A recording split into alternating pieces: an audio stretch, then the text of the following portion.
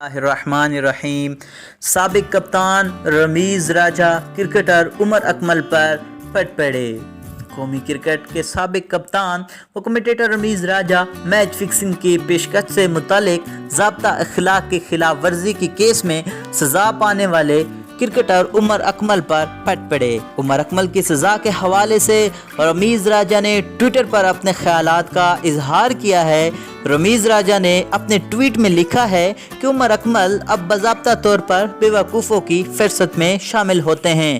ان پر 3 سال تک پابندی عائد ہو گئی ہے۔ مزید اس پر بات کریں گے، لیکن اس سے پہلے آپ لوگوں سے ایک گزارش ہے کہ ہمارے اس یوٹیوب چینل کو سبسکرائب کریں اور ویڈیو کو لائک اینڈ شیئر کریں۔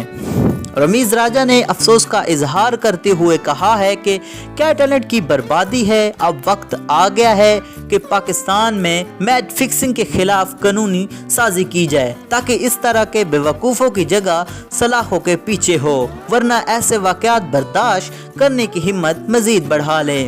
خیال رہے کہ گزشتہ روز پاکستانی کرکٹ بورڈ PCB نے میچ فکسنگ کی پیشکش سے متعلق ضابطہ اخلاق کی خلاف ورزی کے کیس میں کرکٹر عمر اکمل پر 3 سال کی پابندی عائد کر دی۔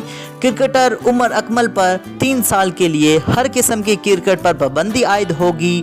PCB نے ڈسپلنری پینل نے عمر اکمل کے خلاف کیس کا فیصلہ سنایا، جس کی سربراہ جسٹس ریٹائرڈ فیصل میران چوہان ہیں۔ مزید اس طرح کی اچھی خبریں اور انفارمیشن ویڈیو حاصل کرنے کے لیے ہمارے اس چینل کو سبسکرائب کریں، لائک کریں اور ویڈیو کو شیئر کریں۔ Thanks for watching.